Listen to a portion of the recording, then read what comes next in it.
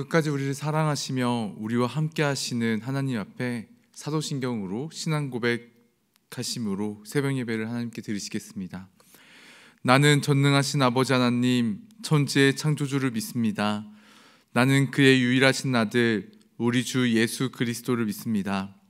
그는 성령으로 잉태되어 동정녀 마리아에게서 나시고 본디오 빌라도에게 고난을 받아 십자가에 못 박혀 죽으시고 장사된 지 사흘 만에 죽은 자 가운데서 다시 살아나셨으며 하늘에 오르시어 전능하신 아버지 하나님 우편에 앉아 계시다가 거기로부터 살아있는 자와 죽은 자를 심판하러 오십니다.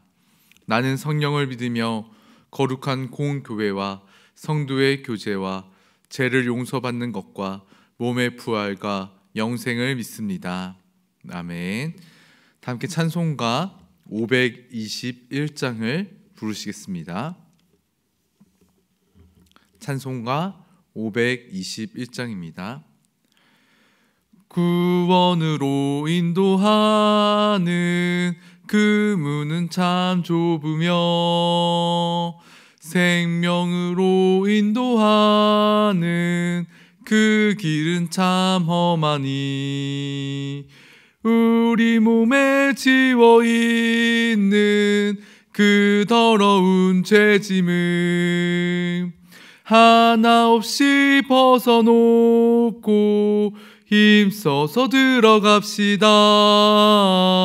구원으로 인도하는 그 좁은 문 들어가 영생으로 인도하는 그 생명길 갑시다. 이 세상에 많은 사람 그 문으로 들어가 넓은 길로 갈지라도 멸망으로 끝나니 세상 헛된 부귀영화 모두 내어버리고 주의 말씀 순종하여 그 생명길로 갑시다. 구원으로 인도하는 그 좁은 문 들어가 영생으로 인도하는 그 생명길 갑시다. 구원의 문 열렸으니 주의 공로 힘입어 주저 말고 들어가서 생명길로 갑시다. 구원의 문 닫힌 후에 들어가고 싶으나 한 번 닫힌 구원의 문 또 열려지지 않으리. 구원으로 인도하는 그 좁은 문 들어가 영생으로 인도하는 그 생명길 갑시다. 아멘. 오늘 우리에게 주신 하나님의 말씀은 사무엘상 28장 15절에서 25절까지의 말씀입니다. 사무엘상 28장 15절에서 25절까지의 말씀을 한 절씩 교독하겠습니다. 사무엘이 사울에게 이르되 내가 어찌하여 나를 불러 올려서 나를 성가시게 하느냐 하니 사울이 대답하되 나는 심히 다급하니이다. 블레셋 사람들은 나를 향하여 군대를 일으켰고 하나님은 나를 떠나서 다시는 선지자로도 꿈으로도 내게 대답하지 아니하시기로 내가 행할 일을 알아보려고 당신을 불러 올렸나이다 하더라.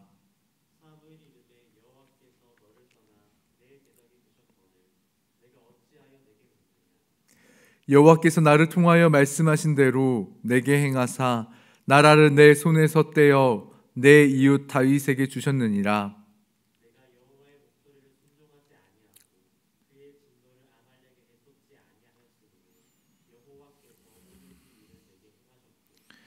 여호와께서 이스라엘을 너와 함께 블레셋 사람들의 손에 넘기시리니 내일 너와 내 아들들이 나와 함께 있으리라. 여호와께서 또 이스라엘 군대를 블레셋 사람들의 손에 넘기시리라 하는지라.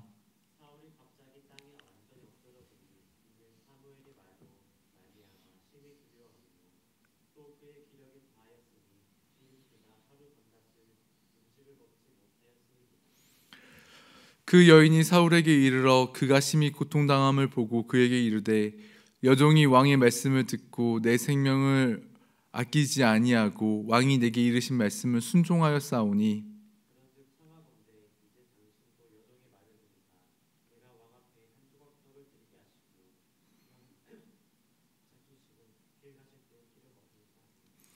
사울이 거절하여 이르되 내가 먹지 아니하겠노라 하니라. 그의 신하들과 여인이 강건함에 그들의 말을 듣고 땅에서 일어나 침상에 앉으니라.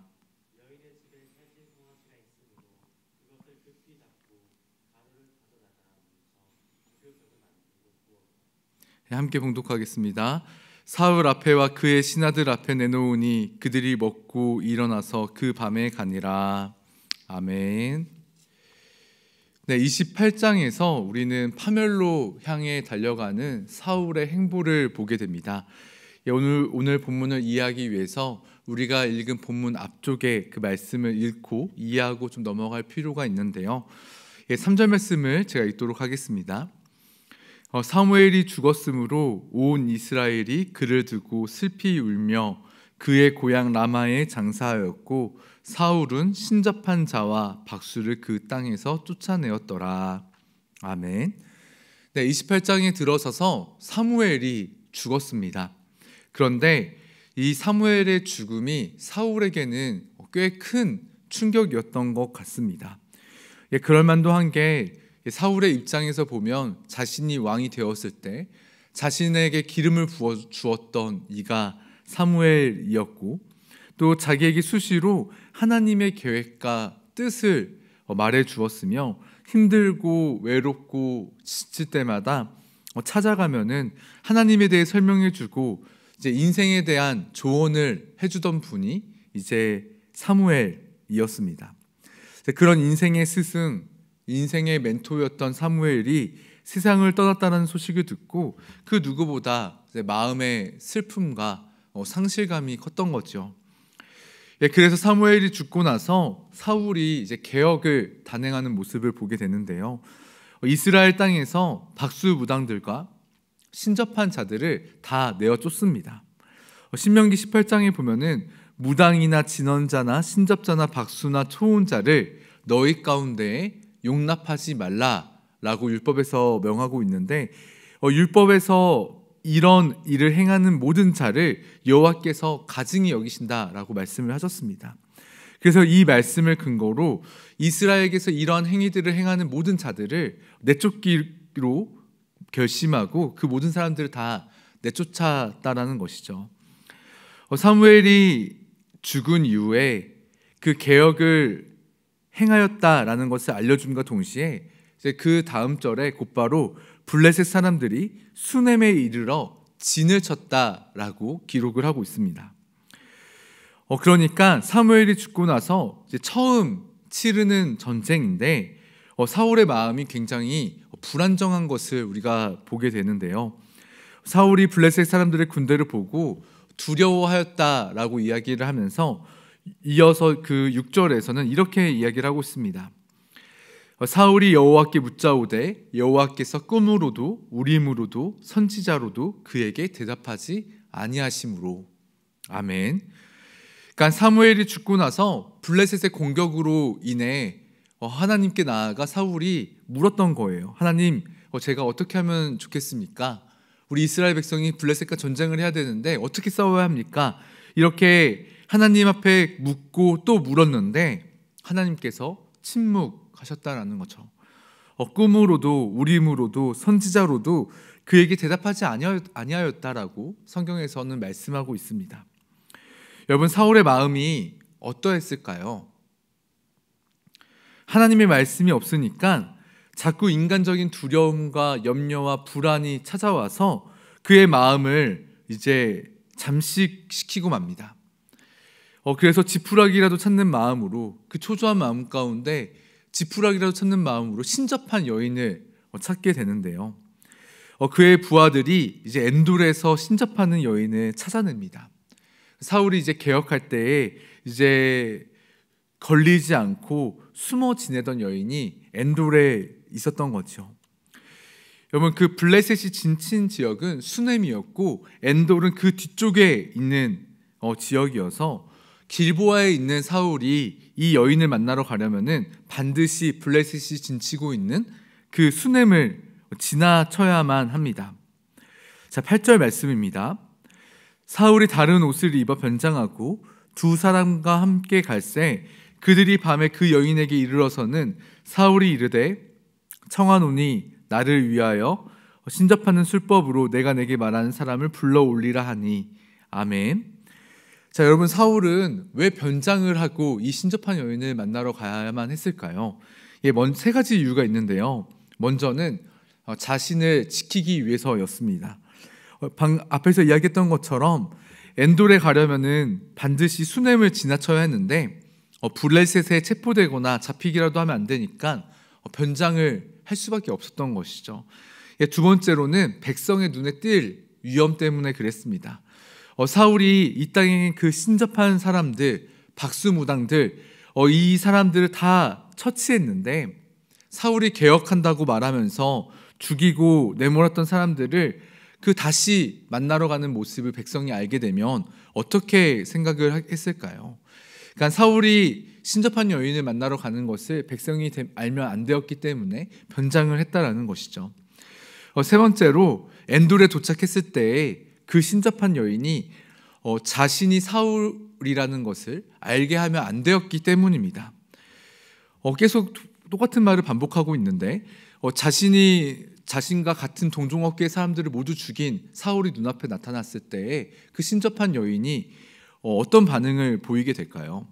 아마 도망을 치거나 자기는 무당이 아니다라고 자기를 부정하는 일이 벌어졌을 것입니다. 그래서 사울은 부하 둘을 대동해서 변장을 한 채 적진을 뚫고 캄캄한 밤에 신접한 여인을 만나러 갔다라는 것이죠. 그리고 이 여인에게 내가 내게 말하는 사람을 불러오라 라고 말하는데 이 여인이 뭐라고 대답을 하냐면은 나는 이제 그런 일 못합니다. 이 나라의 왕인 사울이 사무엘이 죽을 때 개혁한다고 해서 이제 박수무덤과 신접한 자들을 다 죽이고 내쫓고 처단했는데 내가 이 땅에서 그 짓을 했다가는 저는 죽을지도 모릅니다 라고 말하면서 거절을 해요. 그러니까 사울이 정말로 해서는 안 될 이야기를 하게 되는데요. 10절 말씀입니다.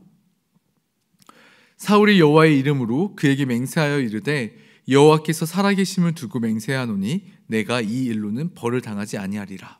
아멘. 그러니까 하나님이 응답하시지 않으시니까 하나님의 뜻을 알고 하나님의 뜻을 구하기 위해 죽은 사무엘을 불러들이려고 하는데 지금 사울이 하나님의 이름을 걸고 하나님이 가장 가증히 여기는 일을 그 여인에게 시키고 있다는 것입니다. 여러분, 지금 사울이 얼마나 악한 행위를 하고 있는지가 느껴지시나요? 하나님이 가장 가증스럽게 하나님께서 가장 혐오하는 일을 시키기 위해서 하나님의 살아계심을 두고 맹세를 하였다라는 거예요. 사울은 지금 두려움에 잠식되어서 자기가 무슨 말을 하는지 자기가 무슨 행동을 하는지 모르는 채 계속해서 악한 일을 저지르고 있었습니다. 그래서 이제 죽은 사무엘이 다시 성경에 등장하는 웃지 못할 일이 벌어지게 되는데요. 15절 말씀에 사무엘이 사울에게 이르되 내가 어찌하여 나를 불러 올려서 나를 성가시게 하느냐 하니 사울이 대답하되 나는 심히 다급하니이다. 블레셋 사람들은 나를 향하여 군대를 일으켰고 하나님은 나를 떠나서 다시는 선지자로도 꿈으로도 내게 대답하지 아니하시기로 내가 행할 일을 알아보려고 당신을 불러 올렸나이다 하더라. 아멘. 성도의 죽음을 이제 성경에서는 잠잔다라고 이제 표현을 하는데요. 사무엘은 죽었습니다. 그러니까 성경적인 표현으로 잠자고 있었던 것이죠. 그런데 하나님의 어떤 강권적인 역사로 사울에게 마지막으로 메시지를 확인시키기 위해 그 여인의 주술행위와 상관없이 지금 사무엘이 그 땅속에서 잠자고 있다가 그렇게 나타났다라는 것이죠. 그리고 사무엘 선지자를 통해서 사울에게 주셨던 메시지를 16절에서 19절까지 다시 한번 반복해서 이야기를 하시는데요. 우리 19절 말씀을 함께 읽도록 하겠습니다. 여호와께서 이스라엘을 너와 함께 블레셋 사람들의 손에 넘기시리니 내일 너와 내 아들들이 나와 함께 있으리라. 여호와께서 또 이스라엘 군대를 블레셋 사람들의 손에 넘기시리라 하는지라. 아멘. 너의 왕위를 다윗에게 주었다. 너가 하나님의 말씀에 귀 기울이지 않고 순종하지 아니하였으므로 하나님께서 동일하게 너를 버리셨다라고 말하면서 너와 내 아들들이 내일 나와 함께 있으리라 라고 사무엘에게 말하였습니다. 너와 너의 아들들이 내일 나와 함께 있게 된다라는 말은 사울과 그의 아들들이 죽게 되리라 라는 예언을 사무엘이 한 것입니다. 그리고 그의 예언처럼 요나단과 그의 아버지 사울이 전장에서 이제 비참한 죽음을 맞이하게 되는데요. 그러면서 이 이야기가 끝나고 나서 20절 말씀에 이렇게 이야기를 합니다. 사울이 갑자기 땅에 완전히 엎드러지니 이는 사무엘의 말로 말미암아 심히 두려워함이요 또 그의 기력이 다하였으니 이는 그가 하루 밤낮을 음식을 먹지 못하였음이니라. 아멘. 땅에 완전히 엎드러졌다라고 말을 하고 있는데 이 말은 쭉 뻗었다라는 말입니다. 그러니까 재앙된 말씀을 다시 확인을 하자 완전히 탈진해버리고 만 거예요. 사울은 성경의 그 어느 누구보다 출발이 좋았던 사람이었습니다. 지방과 인물 모두 다 너무나도 좋았던 사람이죠. 어린 나이에 왕이 되고 하나님의 기름 부음 받은 자로 선택받았던 자가 사울이었습니다. 그런데 그의 끝은 너무나도 비참하였다라는 것이죠. 성경은 우리에게 지금 사울의 삶을 통해 묻고 있는 것입니다. 너는 사울의 길을 갈 것인가? 아니면 다윗의 길을 걸어갈 것이냐? 라고 묻고 있는 것입니다. 너는 하나님을 떠나 살 것인가? 아니면 하나님을 따라 살 것이냐? 라고 묻고 있다는 것이죠. 여러분, 그런데 우리가 잘 알다시피 다윗도 완벽한 사람은 아니었습니다. 우리처럼 연약함을 가진 인간이었고 죄를 짓는 악한 사람이었다는 것이죠. 그런데 다윗은 하나님을 붙드는 그 싸움을 놓아본 적이 단 한 번도 없습니다. 그 평생의 삶 가운데 하나님을 붙들고 하나님의 얼굴을 구하기 위해 부단하게 애썼던 사람이 다윗이라는 것이죠. 이것을 우리는 다른 말로 은혜라고 합니다. 하나님께 붙들려 있는 것, 그게 은혜인 것이죠. 그러니까 성경에서 우리에게 하나님께 붙들린 인생을 살아갈 것이냐, 아니면 하나님을 떠나서 너의 마음대로 살아갈 것이냐라는 것을 묻고 있는 것입니다. 사랑하는 성도 여러분, 하나님께 붙들려 살아가는 인생이 되기를 간절히 소망합니다. 비록 자주 넘어지나 완전히 쓰러지지 아니함은 주께서 나를 붙드심이라 라고 고백했던 시편 기자의 말처럼 우리가 자주 넘어지고 자주 쓰러지지만 하나님께서 우리를 붙들고 계시면 괜찮은 것입니다. 하나님께서 우리를 일으키시면 되는 것입니다.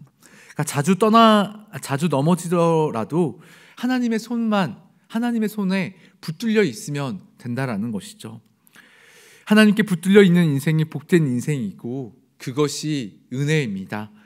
이것을 기억하면서 하나님의 침묵 가운데 죽음을 맞이하였던 사울의 삶이 아니라 끝까지 하나님의 손에 붙들려서 하나님께 쓰임받았던 다윗처럼 하나님 앞에 살아가며 하나님의 그 은혜 가운데 살아가는 저와 여러분이 되어지기를 주님의 이름으로 간절히 축원합니다. 기도하겠습니다. 사랑의 하나님 아버지, 오늘 말씀을 통하여서 사울의 악한 모습에 대해 나누었습니다.